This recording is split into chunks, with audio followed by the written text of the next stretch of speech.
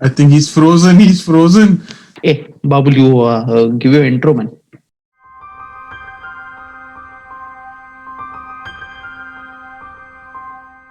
Hey listeners, welcome to What's for Today. And what will we have for today is like the urban myth or the legends. So what is like an urban myth is like all folklore stories out there which has been like which should be true or false. Actually we don't know we just have read about it, never experienced it in person. So cannot go further with those. So something like the Hell's Gate, Alaskans, Triangle, different countries have different stories there.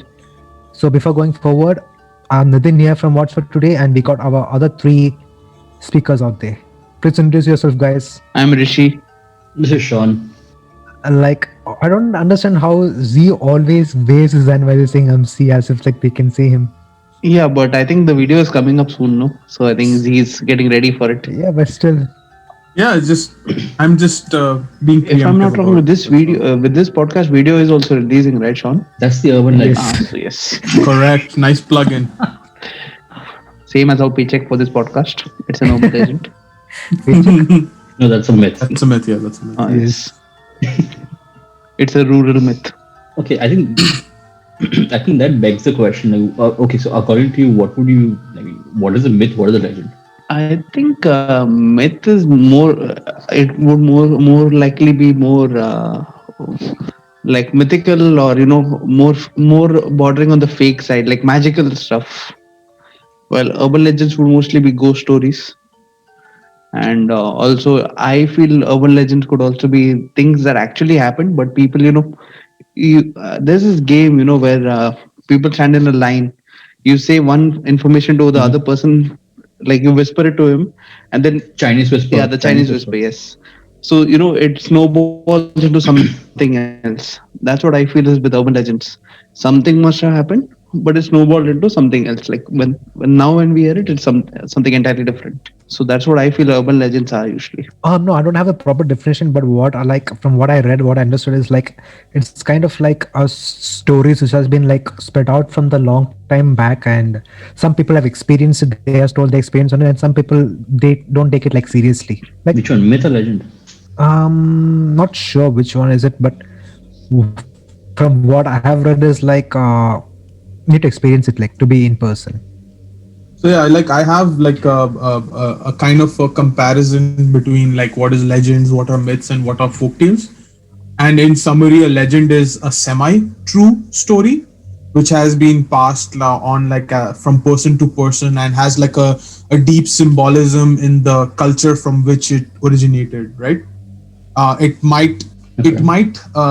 it usually includes like an element of truth, but it will not be like 100% truth, will not have 100% of historic facts, just like a version of those. So that's So legends. legend or myth? Okay, That's legend. legends. Yeah.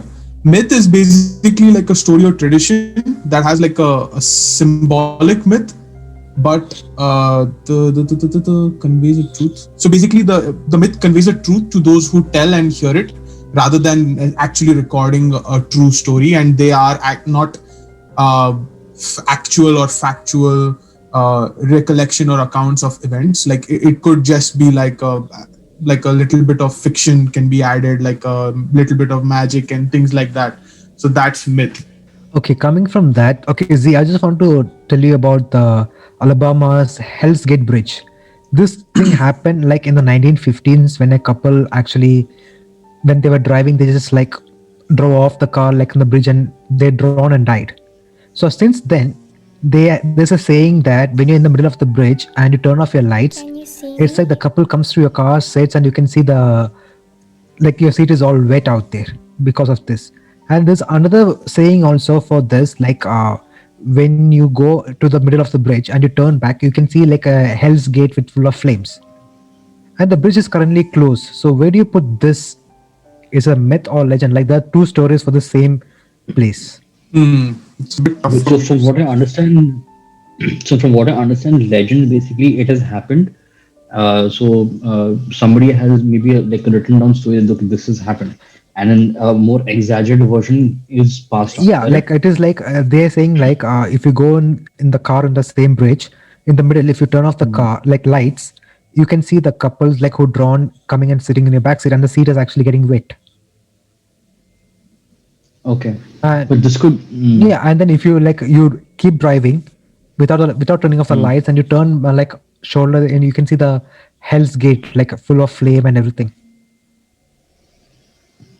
I mean, at some. I mean, don't you think that will be a folklore though?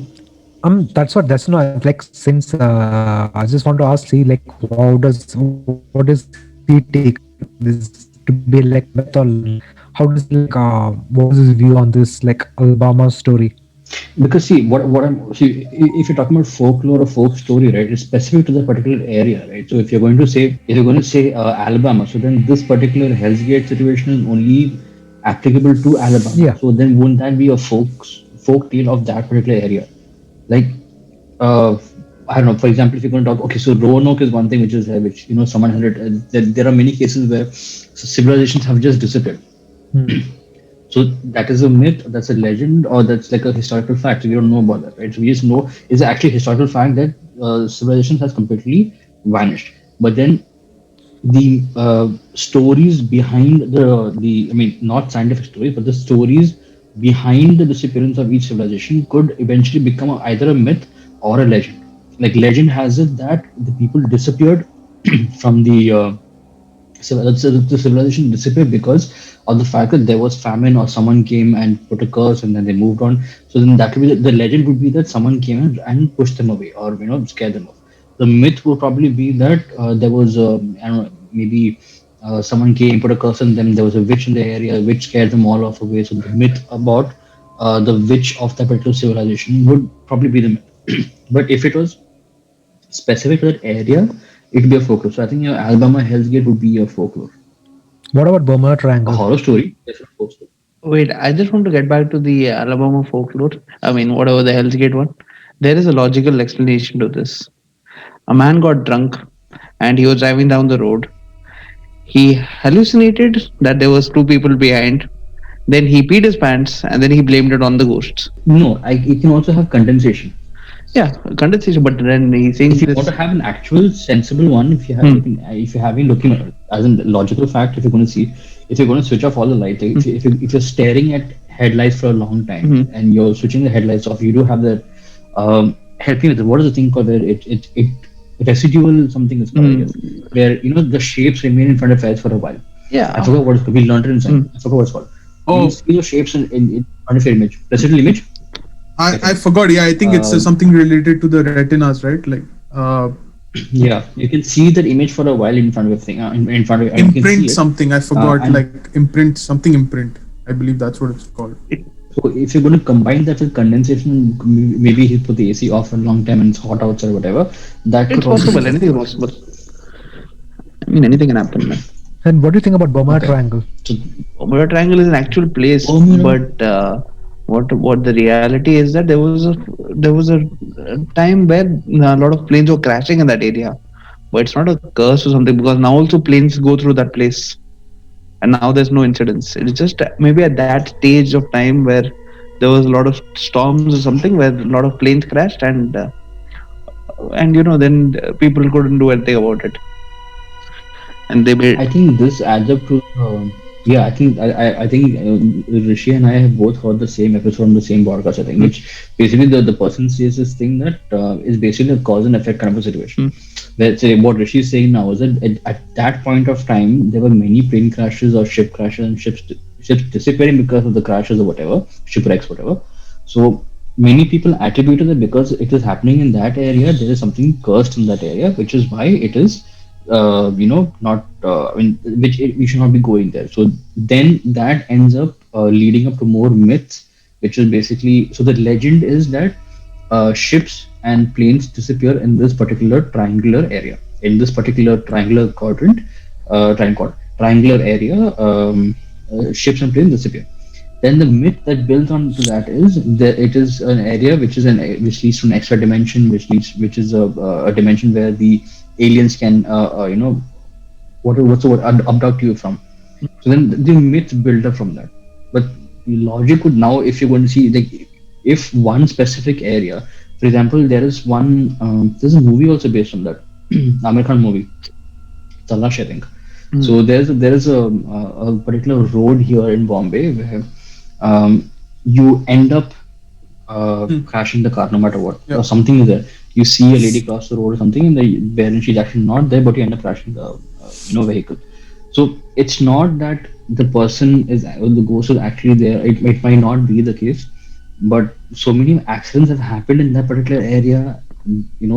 People might attribute that to a ghost story, or people might attribute that to a particular curse. Hence, the myth of a lady crossing the road when there's no signal or whatever it is, and you're crashing the car into a light pole or whatever. So it's probably cause and effect for Bermuda Triangle, and not be a myth or legend. But I think also you could say that it's true for almost every urban legend or a myth where it's always a hearsay.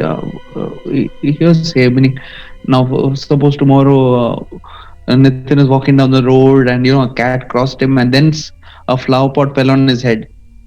We would still say that Correct. because of bad luck, black cat, bad luck, kala jadoo, and all that, he got a flower pot on his head. While in reality, he didn't notice, and the other person had a vendetta or something and throw a flower pot on his head. We'll never know. But then, so that builds up to so this is what we covered in our episode on superstition. Like to stop somebody from doing something wrong, you end up building up a superstition. So that the person won't do something that whatever the wrong thing is. But when you're talking about myths, legends, you're basically fantasizing, not fantasy. You're making something more fantastical in such a way that like okay, like for example, you're talking about the Loch Ness monster. The Loch Ness monster, whether it's a myth or a legend or an actual fact, no one knows about it. So people see it that as it is, Nessie from the Loch and all that, a monster over there. Could be a myth, could be a legend. People have seen it or they've assumed to see it, so maybe it's a legend. At the same time, we're talking about Yeti, the Bigfoot. How do you pronounce it? Abominable snowman. Abominable snowman, yeah. And I couldn't pronounce it. Bigfoot. So these are all things where people have said that they've seen. So again, that comes whether it's as a legend or what, that's a question mark. So sightings, building up to myths would be, I think, one thing. Yeah, but then again, with our sightings, we have our UFO sightings, which always are taken with very bad cameras. That's a very weird thing. Even in this day and age, when you have like amazing cameras, you still have shitty UFO photographs. Yeah, but then come to think about it, have you tried taking a photo of the moon with your camera? It's very bad with your mobile phone camera. Horrible. Yeah, so can't blame the UFO photos also. It might be far off. And the moon is such a huge object, right? And a UFO is like a relatively smaller. Yeah, so can't blame them for that. Like Sean, like you asked me, there are like a lot of stories. I don't think like one episode would be enough to cover those. So instead of me telling more stories, I want to hear it from Z's point. Like, what is this urban legend stories out there? Why are you picking on me, dude? And why are you acting as if we have covered your stories for like 1.5 hours already? It's just 10 minutes or something. I swear. But like one that comes, like there's like a family house, and the story around that is that under the house, like basically, so I don't know if you know the history of Ahmedabad, but there's like ruins over there under the old city, like which is used to be the old city, and a new city was built up, at least like the old part of Ahmedabad. So they say there's like older structures underneath that, and the new house of one of these families is on top of it, and they say there's like a treasure buried under in the older part of that building. But the thing is that you need to make a human sacrifice to kind of attain that treasure. So that's why that's kind of like an urban lift, and it seems something that was crafted by the family so that if they might have some valid possessions, but so that no one attempts to grab that or steal it from there, they might have crafted something like that. So that's basically like an urban legend, right? If you come up with a definition, something that is might not be factually true, might not be a horror, it might just be there, and that is to stop people from trying to actually do certain crimes and things like that. So that's what popped up in my head. So basically, the thing about the fact that there may be treasure buried down, that would be a legend, and the fact that the part where you're saying that you have to give a ritualistic sacrifice, that would be a myth. And apparently, there's like a huge snake or python something under there. I don't know. I didn't go looking for That it. could be. I think the snake being part of it, it could actually happen. It could not be. I mean, it might not be a myth. It could actually be there because you have these old buildings which are not being, like there's no one coming to the building. It is like untouched, undisturbed. So these are like cold, dark places where snakes could actually end up nesting. So then that could be possible. Hmm. So Yeah, I mean that the would lead snake up would to have the been number of nesting over the there, snake is. and yeah, maybe your family came and then the snake was there. They're like, oh shit, black magic snake. It must be protecting something. So then you Yeah, usually the snake will be protecting its end eggs, it and on he'll be like, harm. why the hell are you guys here? Yeah. I heard treasure. Yes, that's right. Yeah, the snake will be, my children are my treasure.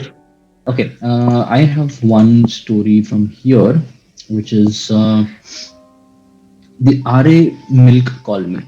RA as in the RA roads over here in Mumbai. Hmm. Situated in the suburbs of Goregaon, Mumbai, this colony is known for its natural beauty and also boasts of a lake where families often come to picnic and enjoy the view. If you like chasing ghost stories, look no further. A place which has been a hotspot for many Bollywood shoots has of late become a place that crews steer clear of.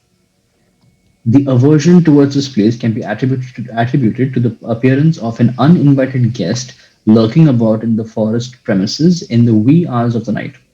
The guards of the colony, who are well aware of the ins and outs of the place, will tell you of their encounters with a lady ghost who often tries to stop people driving around.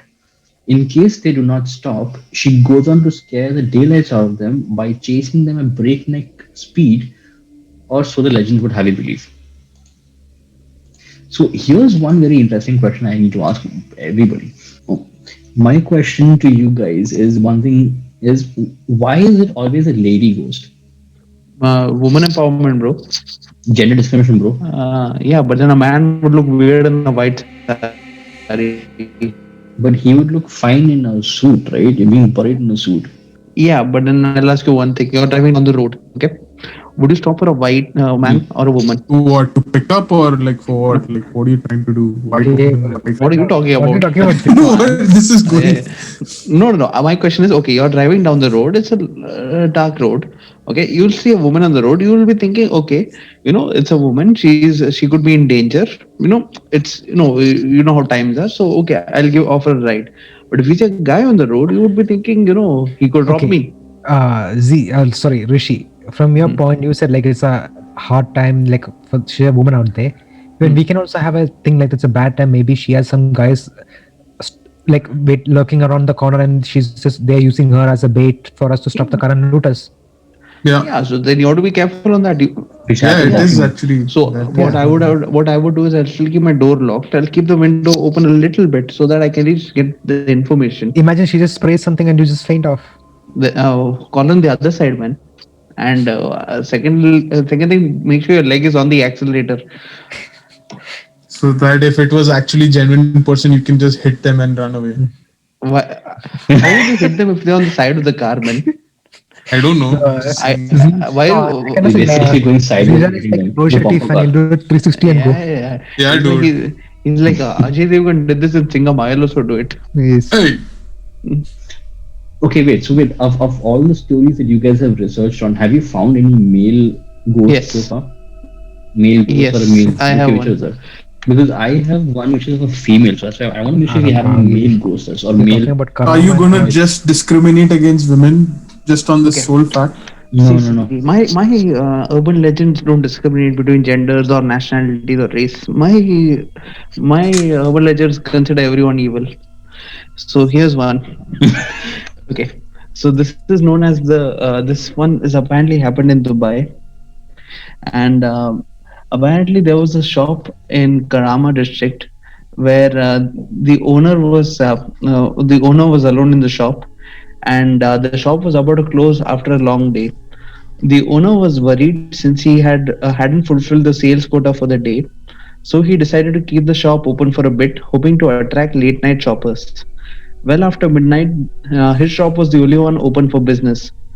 Finally, the owner decided that it was best to close down.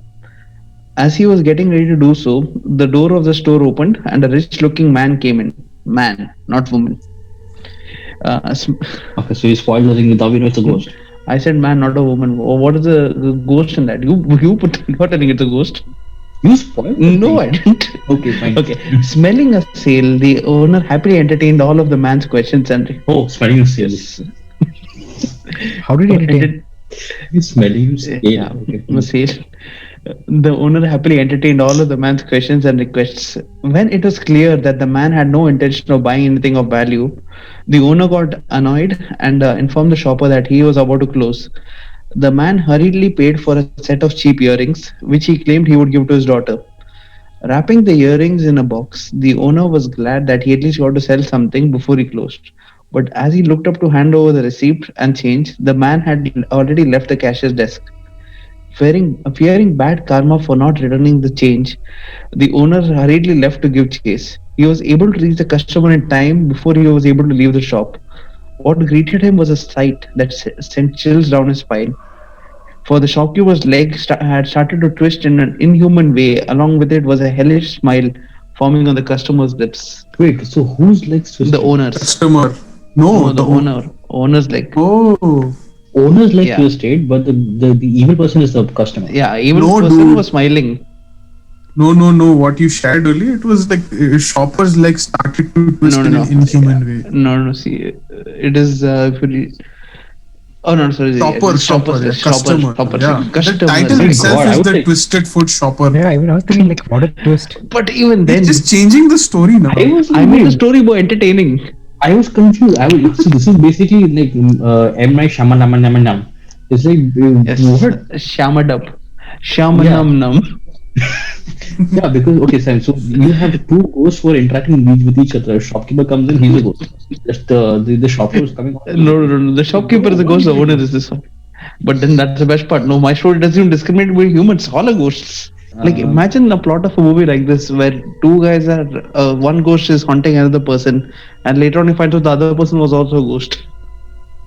Oh, That's like Darna Mana, that's the story. Vivek Oberai's video, I think. Which one is that one? Which one is the Darna story of Mana, Vivek Oberoi? No, that, but what's the story of the Vivek Oberoi one? One cab driver or a car driver picks up Vivek Oberoi from but- nearby but- cemetery. Yeah, but in That was so freaky, man. That was so freaky. Yeah, but in that Vivek Oberoi was playing a prank, nah. What I'm saying is, actual ghost is scaring a guy, and then he finds out the guy who is scaring was also a ghost. It's a comedy movie. Very But I'm short pretty time. sure ghosts would figure out if the other entity is No, it's like ghost figure it I don't know. out. Maybe they would. Maybe they won't. Maybe it's one is the Indian ghost and the other is an African ghost or something. They don't know. So the story is somewhat like this, okay? Like it's a group of friends, right? And they have two cars. They are going from, I believe, I don't remember the cities, so I'll just make it up. From Sharjah to Fujairah, for example, right? There's like a couple of roads. Like one is the main highway, and then one is like internal road, like through the dunes and everything. If I remember correctly. So on the way there, like I think it's a group of 4 friends and 2 cars, something like that. And on the way there, they're hungry. They're like, okay, let's just pick up KFC and we'll have it on the way, right? And we'll stop somewhere and have chicken and whatnot. So they do that. They basically pull over the car, desert road, Sunsan, like isolated area, and they start eating. And once they're done, like they just like they don't really clean up much. They just dump chicken bones wherever, and they just move on to the into their cars and move on. All right.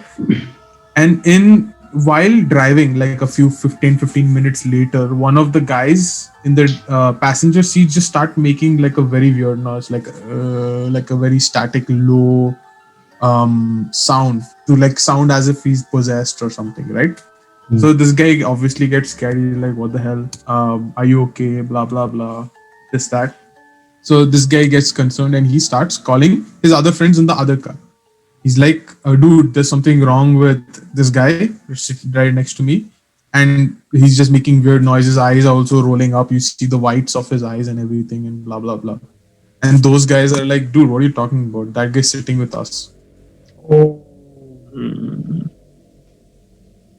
So yeah, like, I mean, that's the story that I've heard. I don't know what element of truth or what it is. I don't think it's an urban legend or not, but this story was often quoted in my friend circle in university. So I'm guessing there might be like some common origin for this.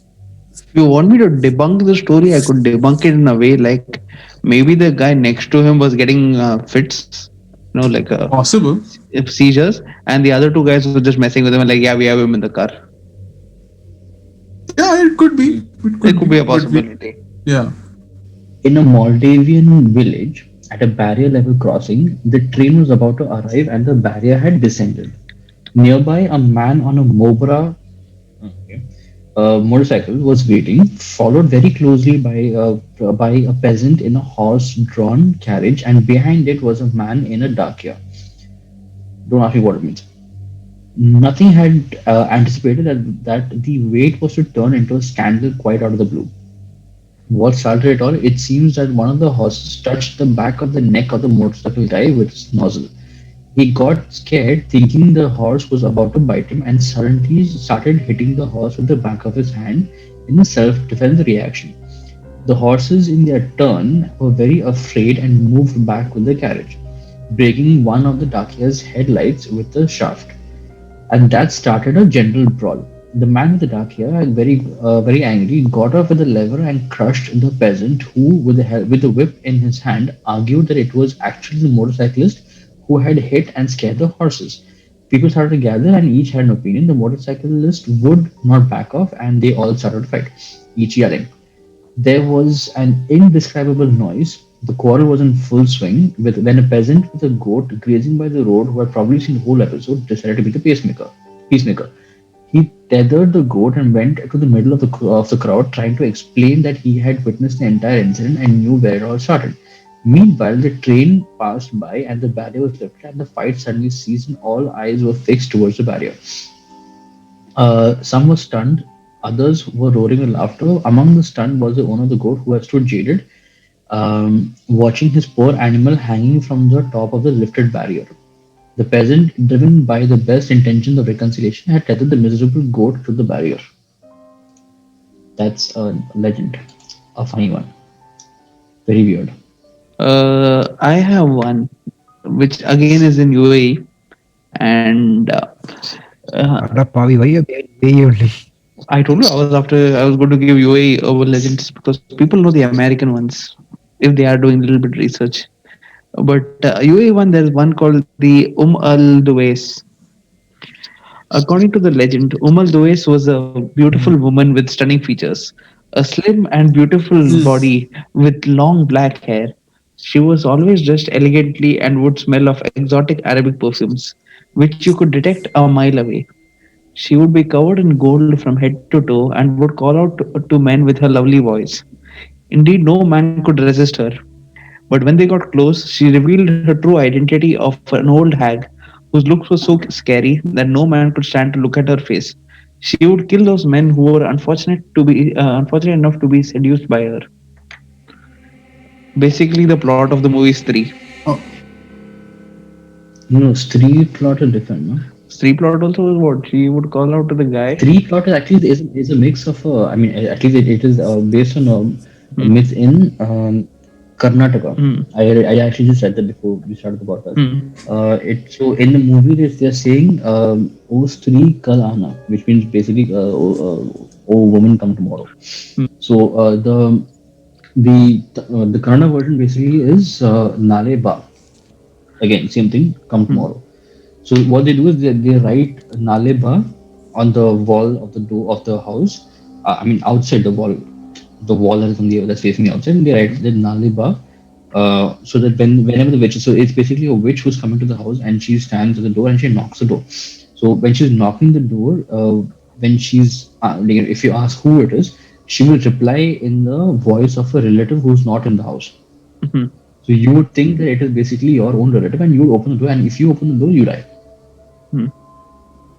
So if you write "Naleba" on the wall of the house, which is facing houses, so she'll come, she'll read that, and she won't enter your house, she'll pass by. but you That have was one the thing story you for have to remember. Stri. Yeah, first. Yeah. One thing you have to remember, like, "Come tomorrow" is also a tagline used by like State Bank of India. Just saying. Actually, No, State Bank is State Bank of India is lunch more break like tomorrow. lunch break. Yeah, it's lunch break. Yeah, Lunch it's break. lunch break. Come later. No, no, बाद में no. आना. They have told, literally, they've told, come tomorrow. Like, literally, it's like 10 a.m. in the morning, and you go to the bank, and they're like, no, no, come tomorrow with this form. And then you go, and they're like, no, no, you're missing that form. Go and bring that. And then you have to do this 4, 5 times before they're like, oh, this is completely wrong process. You come for something else, you have to The go to fir- that branch. The first form you gave was correct form only. That has happened. That happened to me. That has happened too. Bad. Okay, on Halloween many years ago, a bus transferring asylum inmates crashed with one of the inmates escaping. For years, skinned and half-eaten rabbits were found hanging from the trees near Bunny Bridge, even after the supposed culprit died. Eventually, he allegedly attacked humans, that too, their bodies being strung up over the bridge. Again, this is again a legend. This person is called the Bunny Man. Funny man. Wait, okay, so okay, so there is a myth. Hmm. So you know the legend of what's his name? Who's the pirate? Blackbeard. You know the myth of him. His right? treasure is still Yeah. there, right? That's Kidd, Captain Kidd. Captain Kidd also. Okay, maybe. Blackbeard was the most feared pirate. So his myth was that, I mean, the myth surrounding the legend was that whenever you see Blackbeard's ship, which is called what? It used to fly the Jolly Roger, I think, but I forgot what it's called. Point being, when you see the ship, you can see two glowing eyes on the ship, Yeah, I've read and this. that is basically, yeah.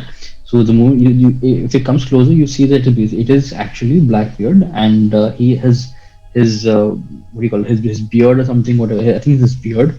It is on flames. There's smoke coming out of it. So basically, what he would do, I think he would put incense sticks or something in his beard, so that it gives the look of either two glowing eyes and smoke coming out of it. So Agarbatti. that's the myth. Basically. So, but back then they had like those really thick cylindrical ones, right? As opposed to now we using the incense sticks of the and other Agarbatti types. But this is a thick cylindrical one. So then if you're putting that in the roll of a beard, and from far it looks like actually red glowing eyes with smoke coming out of it. That's a really cool myth if you have though.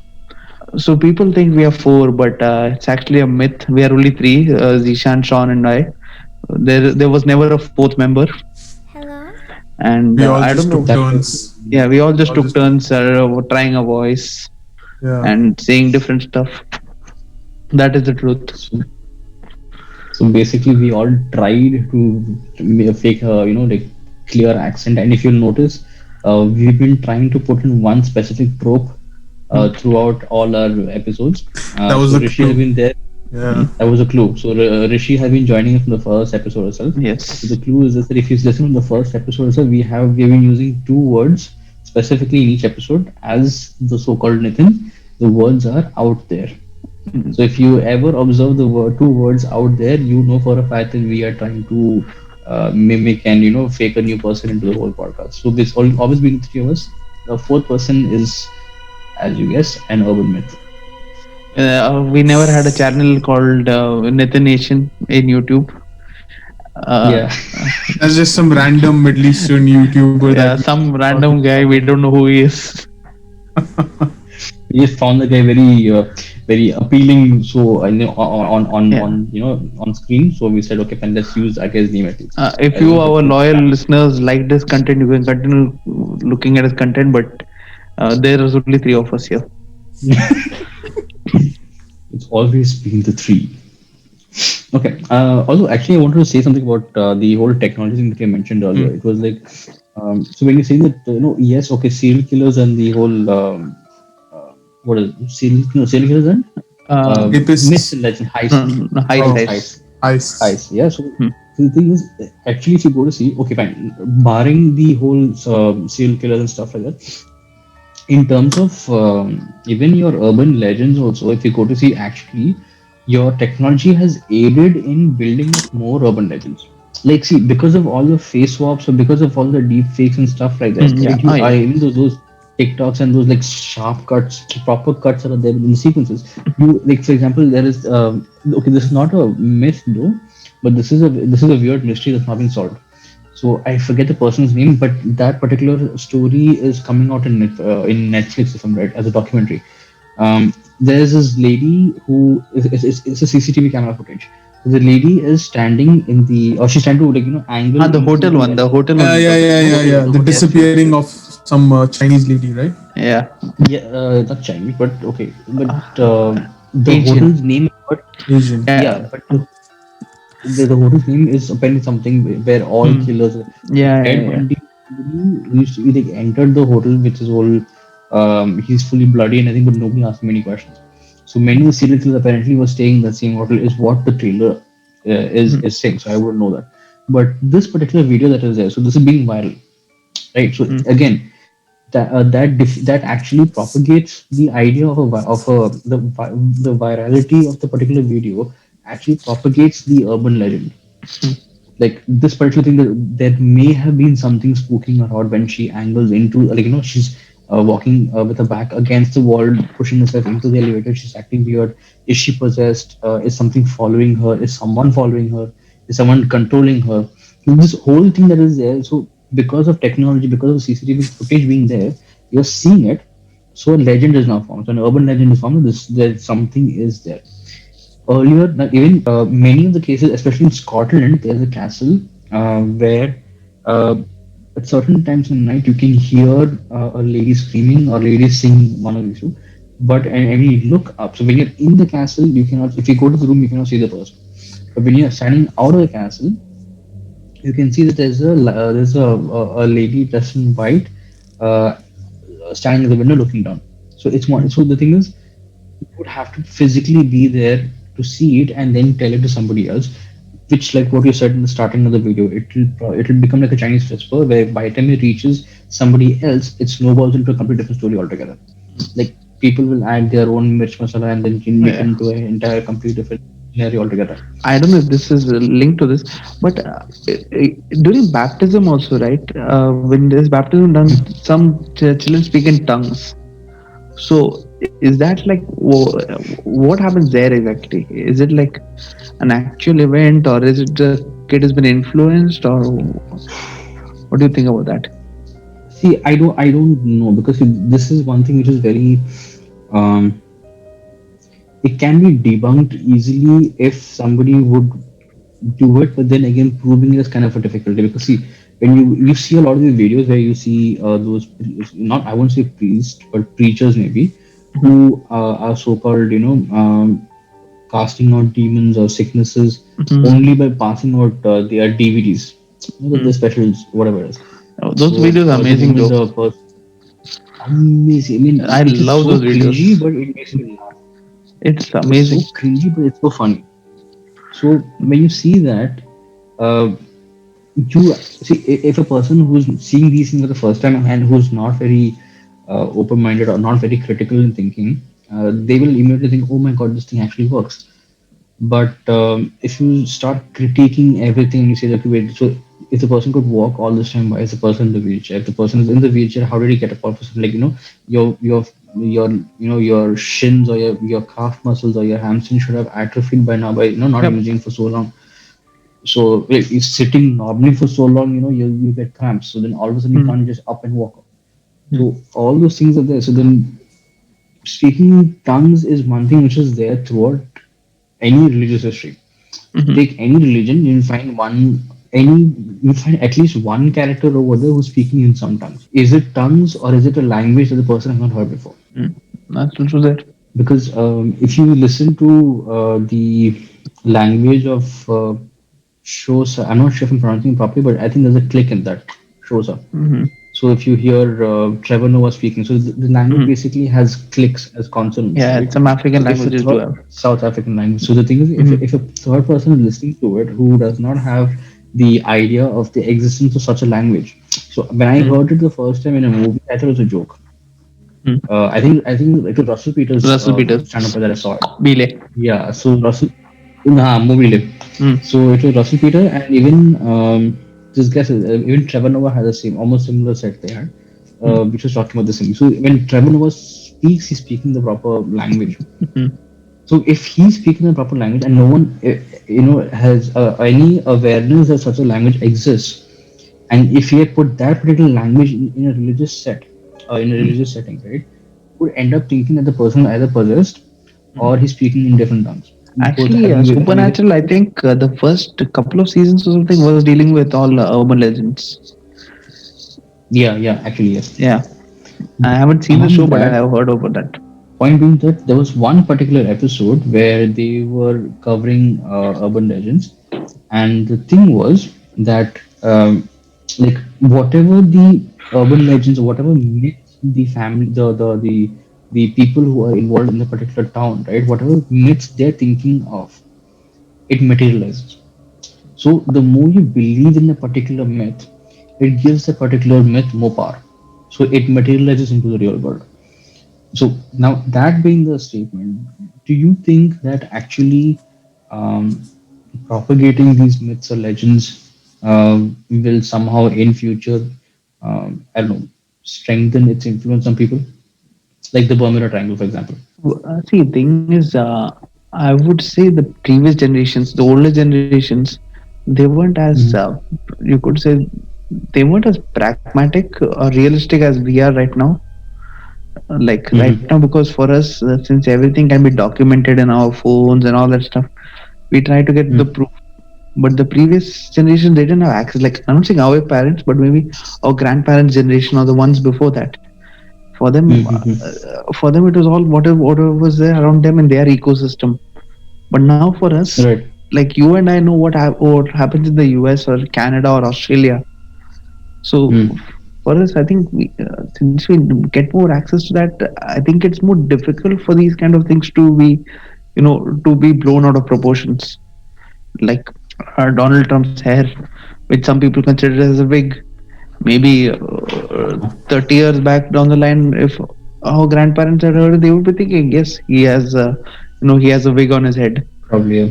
If many people repeat the same thing, like if a story is propagated, say by point person A, and then it is told to person B, C, and then they kind of make a chain out of it, eventually that Mhm. kind of gives more power. People might not know the actual story that had occurred, but that Mhm.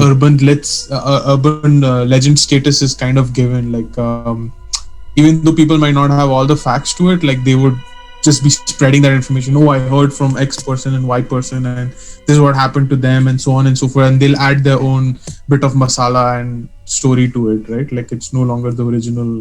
Based on that one thing, that that adding masala and everything, that okay, someone here one thing said by somebody else.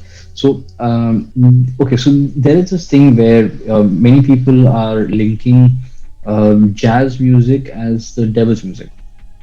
Yeah, Okay, so have you people heard of the Crossroads Pact? it's the No. one where you give your soul for being able to play jazz music. Not just jazz music. So basically, you're selling your soul at the crossroads. Hmm. So it's basically you're reaching a crossroads. So the metaphor is such that you're reaching the crossroads in life, and you are at a point where you're like basically making a decision. So you are selling your soul to the devil to ensure the fact that you are getting what you want. So I don't remember the exact person who this was, but apparently one Robert of the Johnson. guitarists, is that Robert the one? Johnson. Yeah, sold his The soul to the guitarist. devil at, yeah, devil guitarist. Yeah, it's a blues guitarist, I think he was. Or yeah, blues guitarist. Oh, Yes, sorry, you're not right. Blues jazz, blues. guitarist. Yeah, Yeah. yeah. So the whole crossroads thing. How much do you think it's actually a thing, or do you think it is basically someone just like, oh, he sold his soul to the devil? That he's that good. No, but I see this. This is again some guy saying, maybe for showing off, you must have said this. Maybe like you're playing amazing, and you're like, yeah, I sold my soul to the devil, and I did this. Like for example, I can tell one more thing. Like in Ramayana, Hmm. they say Ravan has 10 heads. But Yeah. there was someone, one of my friends had actually told me maybe what actually was that Ravan was so intelligent that someone must have just compared him to a person who had 10 heads. You're so Oh, intelligent, you okay. could be a person who has 10, who's as intelligent as a person with 10 heads or something. It must have Hmm. snowballed like that, and the story went to Ravan has 10 heads. 10 heads. Mm. So then basically the person saying that he sold his soul to the devil to get this good at playing the guitar. Yeah. I mean, he worked so hard that he basically, so it's almost Yeah. equivalent to like selling the soul off to Possible. play guitar. Okay, so someone who's not well aware of metaphors or just casual sarcasm is going to end up propagating myths and legends or creating legends for that matter. Yeah, it's highly possible, man. Super. That means you're going to have like okay, so people who don't have any idea of how to handle sarcasm is going to have a nice time going to be I don't know conspiracy theorists. Oh, by the way, conspiracy and legends. Do you think they have any connections? Yeah.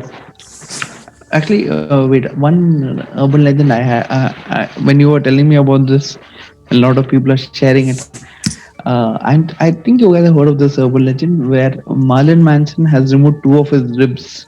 Yes, I've heard Uh, that. Yeah, I mean, Well, I don't who have would to be one? complete it. I don't have to even complete it. We know the urban Don't legend. complete it. Ah, sorry. He has never done any surgery or anything, but some genius has said this. We haven't done any surgery that we know of. I mean, regarding this, he himself has come out to the press and told that I've not done this surgery. But then, would you? I mean, if it was actually you and you had actually done it, would you actually come out to the press and say it? Okay, so I have one question, which was, wait, you had mentioned something about the fact that the older generation would have been naive enough to believe, something Hmm. of a legend or a myth. So, how naive or um, close-minded do you think our descendants, if we ever have any, are going to think of us? Like how I mean, you get the question, right? So as to Yeah. are they going to think of us when they hear that we had people storm into Area 51? See, again, it depends on how this information is going to be portrayed in the future. A You bunch of know, morons did Naruto run into Area 51. or it could even be portrayed to see, it could even be portrayed in another 20 years time where a bunch of people tried to free aliens from enslavement. Oh, okay. So rebels. Okay, so Yeah. fan. Yeah, okay. This is the one actually I wanted to talk about. The Mhm. slit-mouthed woman. Hmm. So, okay, Kuchisake Onna is a rather disturbing legend surrounding a seemingly ordinary woman wearing a surgical mask as though to protect others from catching her cold. She appears before Oh, those. so how the world has changed. Oh, I swear. So anyone could be her right now. She appears before those walking alone at night, usually children, and asks, "Am I beautiful?" If you answer no, you are killed with a pair of scissors Kuchisake Onna carries. If you answer yes, then she takes off her mask to reveal her grotesque grin, a mouth that has been slit from ear to ear. How about now? She'll ask. She will kill you if you say no and will cut you an identical smile if you say yes. Rumor has it that few answers will confuse Kuchisake Onna long enough for you to escape. Your average or meh so-so. According to the myth, Kuchisake Onna was a woman disfigured by her husband when he found out she was cheating. After that, after he viciously cut her mouth, he asked her, "Who will think you are beautiful now?" This is a popular urban legend in Japan and appears in dozens of movies, manga, and anime. In fact, I had seen this in an episode on Constantine, the TV series. Mhm. Ah, yes, yes, Uh, yes, yes, yes. yeah, Not in and that, yes. yeah, and I I think did they adapted to England, I guess. I think it no happens in England or Japanese. something, right? No, It no, was Japanese. Japanese, isn't But it? yeah, but it wasn't Constantine who had met her. It was his driver friend of his. I don't Hmm. remember the name, but it was a driver friend of his who had Mm-hmm. Yeah. met the girl. But he used one of these confusing things. She also was like, bit confused about the entire thing. I've been asked to read this. A very young girl is home alone for the first time with only her dog for company. Listening to the news, she hears of the killer on the loose in her neighborhood. Terrified, she locks all the doors and windows, but she forgets about the basement window and is left unlocked. She goes to the bed, taking her dog to her room with her, letting it sleep under her bed. She takes she wakes in the night to hear a dripping sound coming from the bathroom. The dripping noise frightens her, but she's too scared to get out of bed and find out what it is. To reassure herself, she reaches a hand toward the floor for the dog and is rewarded by a reassuring lick on her hand. The next morning, she goes to the bathroom for a drink of water, only to find her dead, mutilated dog hanging in the shower with his blood slowly dripping onto the tiles. On the shower wall, written in the dog's blood, are the words, "Humans can lick too." This is singularly the most creepiest thing I've read, and now I'm actually having goose that thing at the back of the neck. Chills. That's the one. Chills to pay the bills. Okay, but wait, seriously, was it a ghost hiding under a bed, or was it a stalker hiding under a bed, or a What was that? It was a Killer or killer. something? It was a killer on loose. It was him. oh god, creepy, very creepy. Oh, there's actually a pretty similar story also. Hmm. So there's a couple making out in the car, in a forest or something, Hmm. and they switch on the radio, and in the radio it's like there's a madman on the loose. Be careful. As soon as so they switch off the radio and they continue doing their business. When suddenly they hear a like a stone thrown at their car. Hmm. The boyfriend goes out of the car to investigate the sounds, Hmm. and the girl was waiting. And then she falls asleep. She's locked the car and she's gone to sleep. She wakes up with this scratching sound on the roof. She can hear scratching sound on the roof, and she's scared, and she's trying to call her boyfriend. He's not picking up his phone. Okay. She somehow passes out, and in the morning she's woken up by the police officer. And turns out on top of the car on a tree was the boyfriend's body hanging upside shit. down, and his nails were scratching on the door on the roof. Oh my god, Ouch. Disturbing. I'm not going to sleep tonight. I'm glad it's like afternoon here, but even then, it's gonna be night in like 1.5 hours. I don't like horror stories. But that being said, okay, so this is so a few cases have happened to me. There's a town in Kerala called as Mundakayam. Okay, so my uncle has a property somewhere in that area somewhere. So what happens? We were actually supposed to be traveling from Mundakayam to Chennai. So we were supposed to go to the Ghat areas. So now there's a story that goes that there's a legend over there which says that there was a guy over there called Matai. Okay, so Matai was a person who was riding the bullock cart. So like in the olden days, you used to carry your the whatever resources, hay stuff and everything on the bullock cart. And the thing is, No, we know what a bullock cart is. Don't worry. no. So the thing is that the bullocks who were pulling the cart would know the route so well that to and from the market or whatever it is, so well that the driver can relax because the ox or the bullocks know where exactly to go.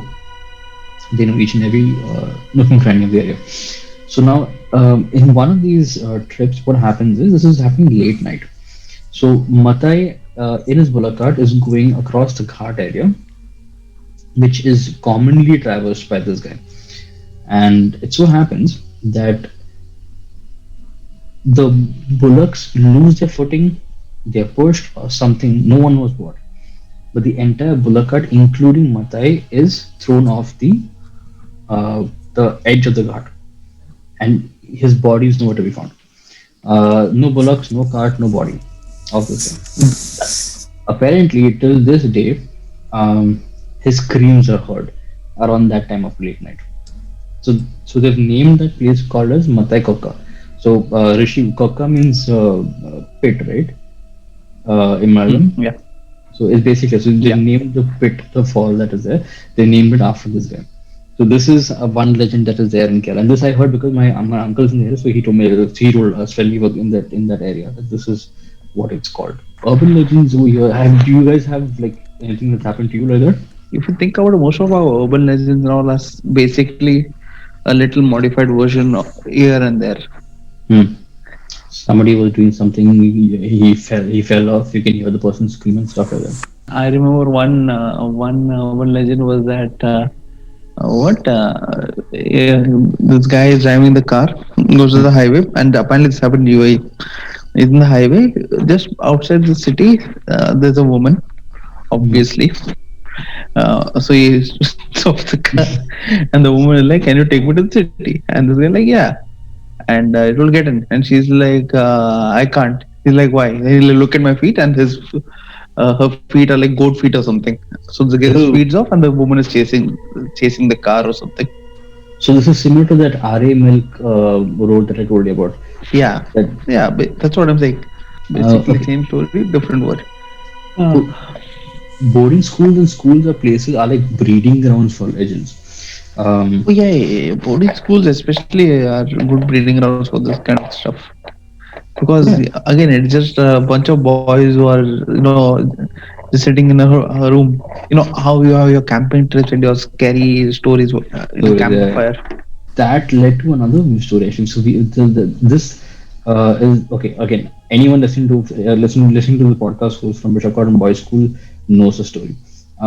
There used to be a boarder. Boarder is the person who stays in the boarding school. Mm. So this border, so our school is like very old. Z, if you can give me anyhow, you're on Google, just check the exact date of this. Bishop Cotton's boys' school. When was the inception Yeah, of the school? Bishop. 1865. Hmm. 1865. Okay, Exact wait. order. Bishop Cottons. Yeah, Cotton Boys School. Bishop Cotton Boys' School. It's a very good school. So apparently, there was a legend that one of the playgrounds was actually a battleground for one of the Indian British war and stuff like that. So apparently, again, there are many dead bodies that are buried over there and stuff. But anyhow, so this story doesn't pertain to the dead bodies of the soldiers. However, it does pertain to the dead body of one of the boarders over there. So this is like very old. I don't remember the guy's name. Something with A, something with K. It was. I remember the guy's name. So this boarder was so whenever a new boarder enters into the boarding school, so there is this usual thing. There was rather this usual thing of hazing and ragging and stuff like that. So this guy was no different. So he was right. So now the thing is that there was this old Hogwarts-looking kind of building, okay, which was one of the oldest buildings in the school, and that was earlier the boarding school, okay, like the dormitory, which later Yeah, got converted into the classroom. The way this guy was ragged apparently was that whenever he used to sleep in the night, people would come and pee around his bed. That was one. And so it's not anything recent. This is like very old, like, like years back. Like I think 100 something. It's 1940s, 1950s, something like that. Some people, the other kids, seniors would come and pee on his bed, take his shoes, chuck it in different places. So it was like like from one room, chuck it to a different. So every morning he would have to go to a different room and take his shoes back and stuff like that. And they would just like bother him a lot. And so in the boarding school, how it is when you're having so the bathrooms are like basic cubicles, right? So the cubicle on the top, it's open. So for fun, what we used to do is like fill mugs of water and then chuck it into the next cubicle. So when the person is like maybe he's already finished having a bath and he's tumbling down something, you chuck water, and the person is again getting wet. So that kind of fun. This guy was having a bath or something, and then something like this happened. They chucked water or something, chucked it, and he got pissed off. So he's had enough. People peeing on his bed and throwing their shoes and stuff here and there, and then chucking and bugging in the bathroom. He got pissed off. What this guy does is he climbs on one of the pipes and he throws something on the kid in the next bathroom. This guy slips from the pipe. He falls, he bangs his head on the shower head, and he hits the ground and he's dead on the spot. Done. Okay? Now, since then, every, I think it was March 15th or March 23rd. I don't know something. Some one particular day. So that's the day he died. One of the days of March, he died. Uh, and every day that day, every fresher who was there, because he as a fresher, he was the only fresher who was ranked. The other freshers, they took the side of the seniors and they were bullying him too. So this guy, what he would do is he would, as the ghost that was there, any fresher who was there joining, I think 2 years after that, would have the same problem. Would have his bed wet, not pee, but just wet. He would have his shoes strewn about. He would have like a lot of things keep happening to these freshers until unless maybe like 1 2 months clear off. After 1 2 months are done, then it's like back to normal for them. But during this time, during this one particular day, okay, there is a centenary bell that is there in the center of school, where that bell is only rung for the assembly, okay, and that bell requires two people to pull it. It's heavy. 8 p.m. sharp that night, when everyone's in the study hall, and that is specifically the time where all the faculty make sure that everybody's there in the hall, the bell rings, and we all have run out. I've been there for 2 years, and every time that bell rings for those 2 years, we've all run out and we've checked and seen whether anyone is there or not. No one has seen a person, and it's bloody heavy, dude. It's bloody heavy. I've tried pulling it. It would require, for me, I was skinny back then too, so it would require three of us to pull that thing down to just ring the bell once. It's that I forgot the guy's name, but the that was the legend over there. This guy would bother all the freshers for those 2 months. So it would be somewhere in the month of January, February, and then March. On this date, once his bell rings, all shenanigans stop. Santa Claus reminded me there was actually there's a legend about this. You know this? There's a myth about it. Not about Santa Claus, but his brother, Krampus. I think something it is called. No, it's a German thing where it is. I think it's called, yeah, it's called Krampus. Krampus is a horned anthropomorphic figure in the Alpine folklore who during the Christmas season scares children who have misbehaved, assisting Saint Nicholas, first of the three good December figures, the other two being Santa Claus and Dead Morals. That's a very weird name to have. Okay, the pair visit the night on the 5th December, and Saint Nicholas rewards the well-behaved children with the modest gifts such as oranges, dried fruits, walnuts, and chocolate, whilst the badly behaved ones only receive punishment with birch rods, as in they get spanked basically. The origin of the figure is unclear. Some folklorists and anthropologists have postulated that it is postulated it having pre-Christian origins in traditional parades and in such events as the Krampuslauf. In English, it means Krampus Run. Young men participate dressed as Krampus and attempt to scare the audience with their antics. Such events annually occur annually in most alpine towns. Krampus is figured on alpine greeting cards, holiday greeting cards, and is called as Krampuskarten. This is a German thing, I think. Germans have some very good. I mean, they have a lot of these folk tales and urban legends also. I mean, nothing as much as Indian ones, which basically are chudels and rakshasas. But that's an actually interesting one. Because I'm reading something over here, which I'm going to ask you one question. Do you believe in aliens? I don't know who said the quote, but it's a very nice quote that there are two outcomes. There can either be aliens or they can't be aliens, and both outcomes are really scary. Like we could actually be alone in this Oh, universe, yeah. or there could be other aliens. Hmm. I, for one, think there could be aliens because there are other The planets. There are so probability. many other planets. Yeah, the probability is that there is. I don't know. I find it hard to believe that we are the only uh, sentient beings in the universe, Hmm. right? It's very difficult. Yeah, Um, but one thing, by aliens, I'm not even meaning that they could be talking and thinking or be technologically advanced like us. It could just be some creature living in Mars, like maybe like an insect or something, a hmm. Mars version of an Like insect, or like or your maybe aliens from the movie Aliens, like that. it could be that. It could be a Xenomorph, single-celled xenomorph. organism. Yeah, it could be a single cell organism also. So So at the base stage of the evolution. yeah, it could. That's also technically an alien, right? Hmm. So the probability of any of those also being there is very high, I feel. Okay, the reason why I asked you that question was because so here's one particular urban legend that is there. That's the existence of Men in Black. Okay, Beaver Dunes Park is the Bermuda Triangle of Oklahoma with weird disappearances dating back as far as Coronado's time. I don't know who that is. When his men disappear in flashes of green light.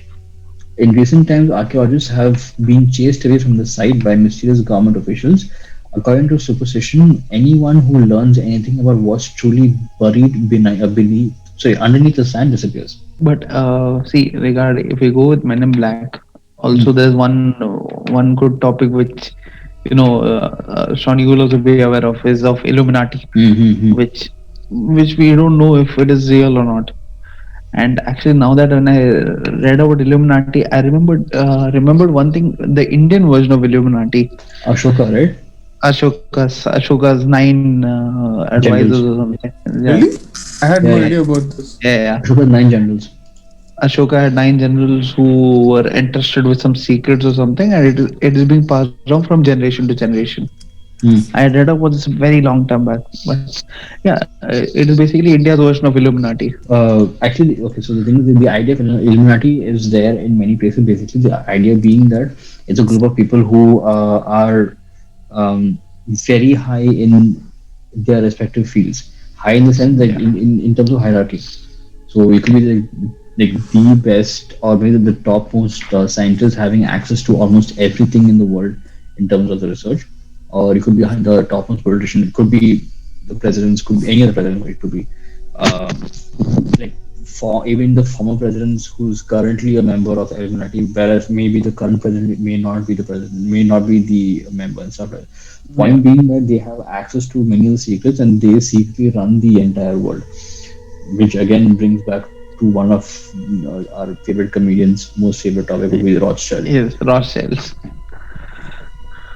So, but that's the thing. So, many of these legends and myths that are there, it exists because, like again, like the whole Bermuda Triangle situation, because something happens regularly at one particular point, or a pattern is formed around a particular area, you tend to attribute it that okay, maybe it's a curse.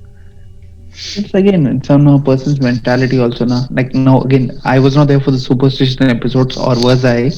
But in that episode also, I may have brought up the topic of how when I play cricket also, I go with this thing that if I bat either opening or maybe two down, but never one Hmm. down because whenever I go batting one down, I don't perform. So it just Hmm. sets in my mind that maybe it's not my position. Like there's some bad luck associated with that position for me. Okay, the Kuldara village in Rajasthan was abandoned overnight, leaving behind an entire village of crumbling homes and buildings. Legend has it that the ruler of the region took a keen interest in the daughter of the subjugated village chief, and to escape the humiliation, the entire village of 1500, which is 1500, disappeared overnight. It is said that the village chief cursed the abandoned village in a way that anyone who tried to inhabit it would die. Even today, visiting the village is only something the brave would try, and staying the night is at one's own risk. Many of the Paranormal Society of Delhi, sorry, members of the Paranormal Society of Delhi stayed the night and reported supernatural happenings such as unexplained moving shadows, footprints, noises, and touching of the members. Have you heard something similar to this before? I don't know if it's a deja vu feeling but I have heard the story somewhere just recently. Either it's either a deja vu or I've heard in a podcast. I'm not sure about it, but I just want to. It's not exactly debunking it, but I think it could be some how we have some fanatics who want to Hmm. ensure that this site is like maintained in such a way. So maybe it could be some people like that who are just interfering with the other people who are trying to stay over there, like making sounds.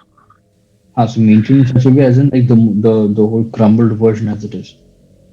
Yeah, meaning now, for example, like for example, now if suppose you and I are going to this village, and Mm, Z is one person who knows like this is the urban legend over there, and he mm. wants it to remain an urban legend, so he would be making the sounds or the footsteps, you know, and Right.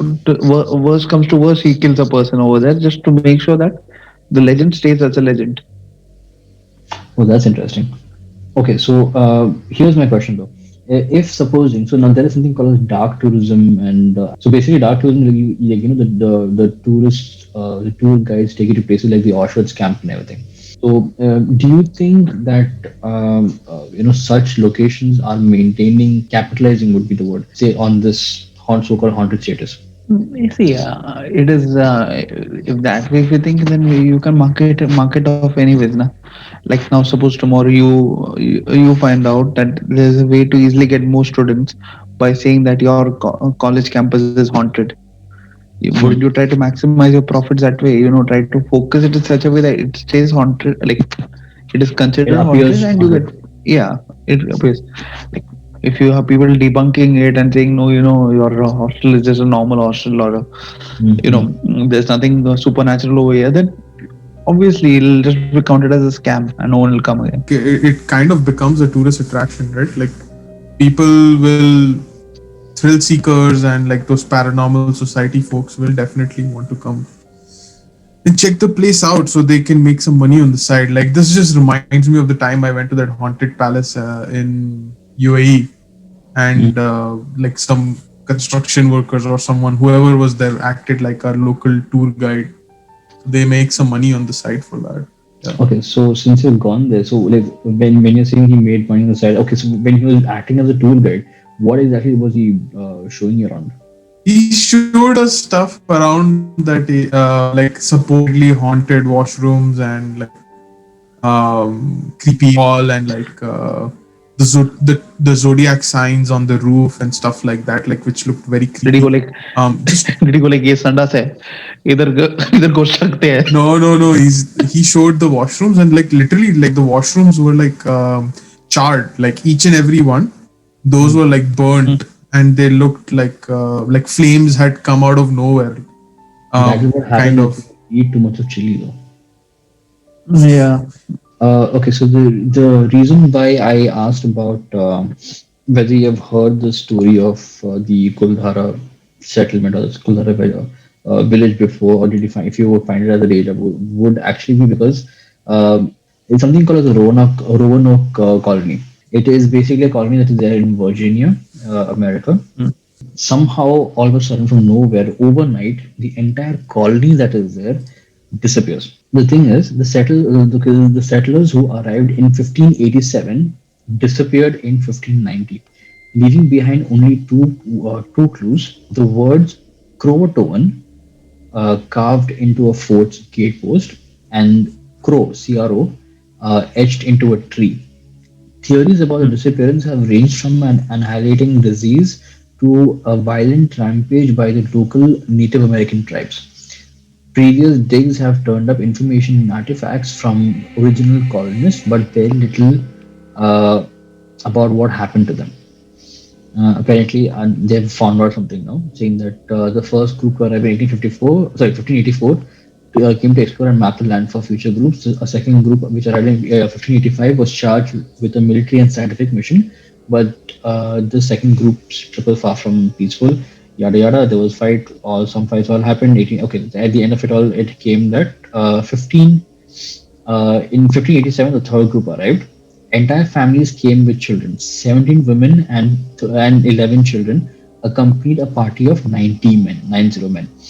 That meant that the group wanted to settle in the new world and was not a military excursion, which would have included only male explorers. So people had come there to stay. If you see what happens over here is that the entire village disappears and only the word Croatoan is written on the gatepost. So the thing is that many people have speculated many things. One being, again, the disease thing is one thing which is very commonly used. There was one I remember reading it vaguely, which was about time travel. Another one was that they disappeared into a complete dimension altogether, and like weird stuff. The simplest explanation being that they left. But if the question was that remained was if they left, what exactly does Kurotowan mean? And I think it was in one of the TV series or something where I remember them saying that Kurotowan was actually the name of the virus or the name of the demon that affected them or whatever. So that's similar to what the Kuldhara thing is. Even your Harappa civilization that just up and disappeared. No, Harappa or Mohenjo-daro. That just disappeared. Mohenjo-daro, what had Same. happened was Ritik fought with the crocodile or something, no? And then I think they were amazed by it and they left. I think mean, it's so that's amazing. still up for debate, but yeah, that's the closest account we have. Yeah, I know. I mean, come on, man. That's an urban legend. On the note of Hrithik Roshan battling a crocodile in Mohenjo-daro being an urban legend, we are going to wrap this up. Any last thoughts on urban legends? Should they survive? Are they good means of storytelling? Do you think we should be having more urban legends? Do you think urban legends are going to grow in the future or going to reduce and disappear altogether? Or are urban legends going to become urban legends themselves? I feel urban legends have evolved. There's an evolution of urban legends, and it is called conspiracy theories. Mhm. In almost anything you go in the news, there is a conspiracy theory. And I think that's what is the next stage of urban legends. Urban legends, oh, I think you won't get any more urban legends, but you will get a lot of conspiracy theories. Like, obviously the usual ones like 9/11 was an inside job, Mhm. or, Nitin Rooney is a real person, or, there are other ones, but I think these two just come up for Osama now. still alive. Saddam Hussein is still alive. Yeah, those are plenty of them. Hitler shifted to Brazil, or was it Argentina? Argentina. That's where a Argentina. lot of Nazis went. Yeah. Actually, I would like to ask you guys, if there was a mythical place or an urban legend place, where would you visit? As in which I would hope would be real. Yeah, maybe you could hope to be real, or if you know that, like, okay, now example, the village. Now I forgot the village name. It was the Rajasthani village. Rowan. Oh, No, Rajasthan one. uh, We are Rajasthani one desis, bro. was We stay desi. Kuldhara. Guldara.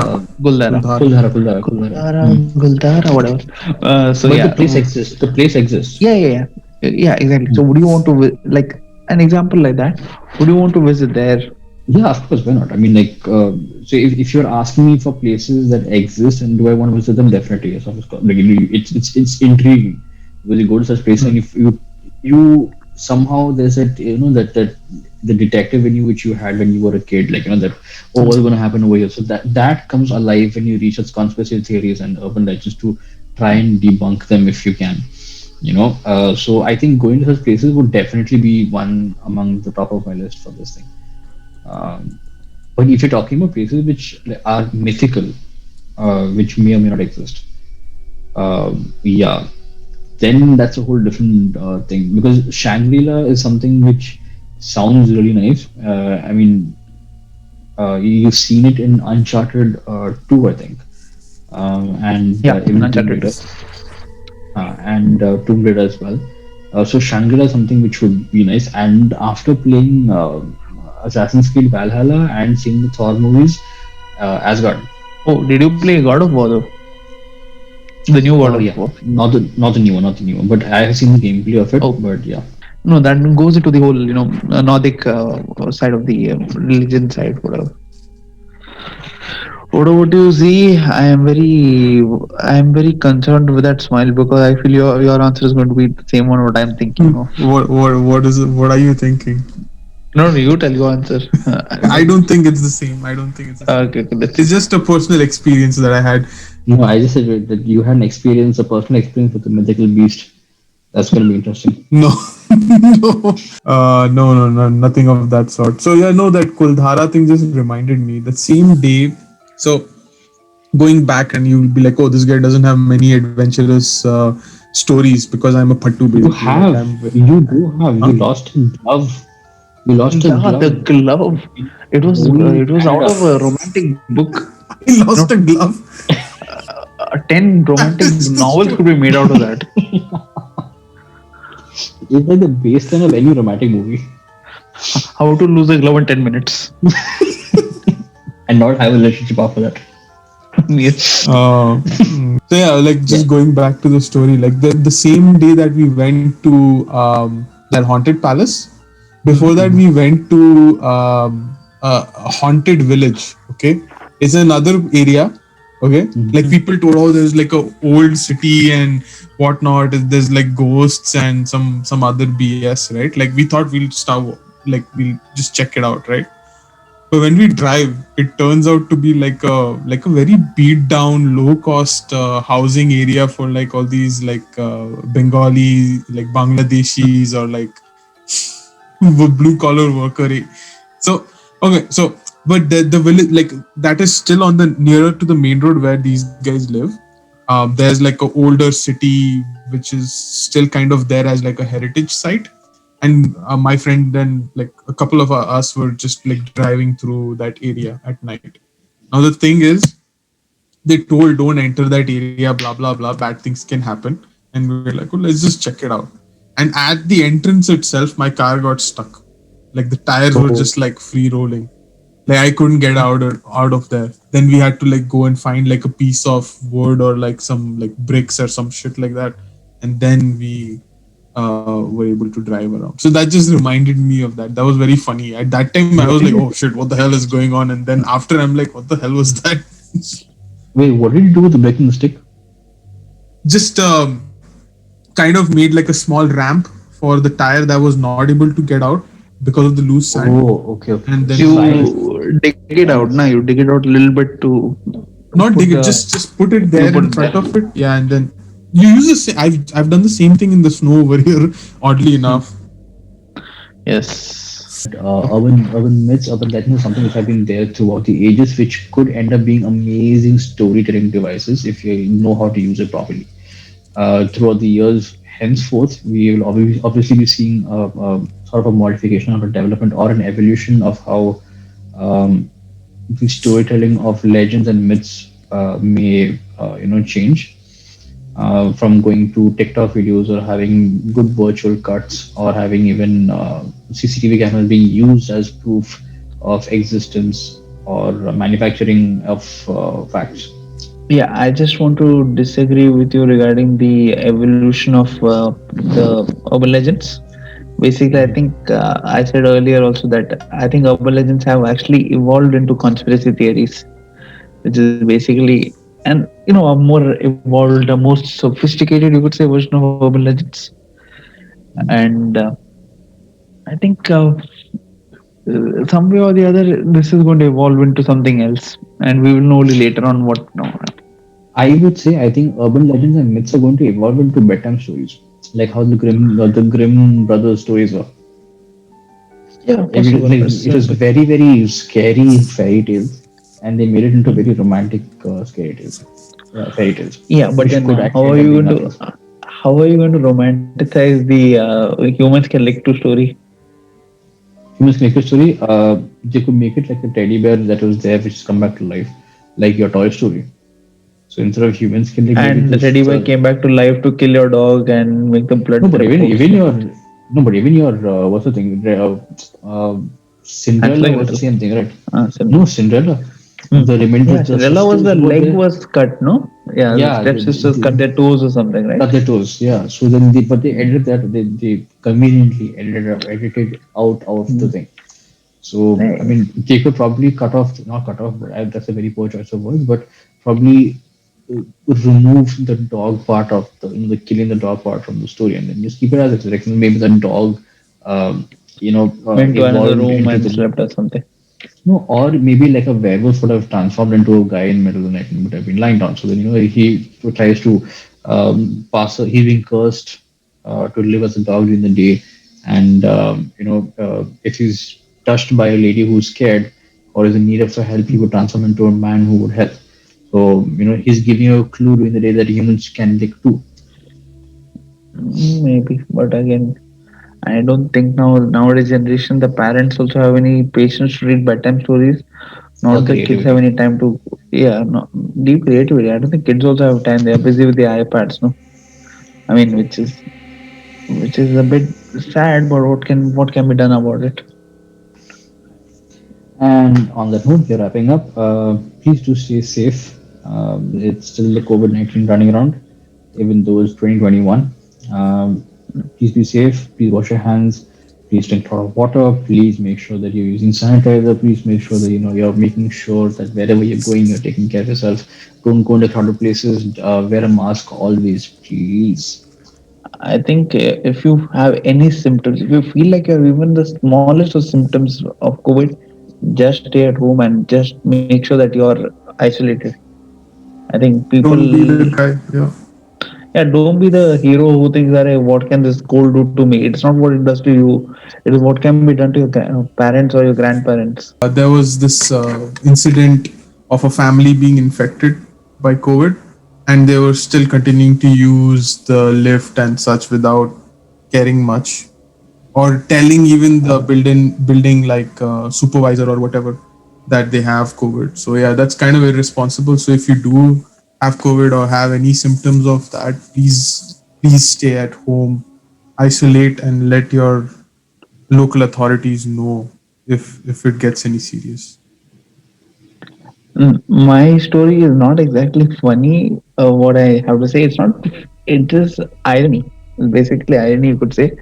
Where actually I met a person who had come from India a few weeks back, and he went with this he in his house in Mumbai, the building. He went with his father on the lift, and in the lift was the society gardener, and the gardener is not wearing a mask.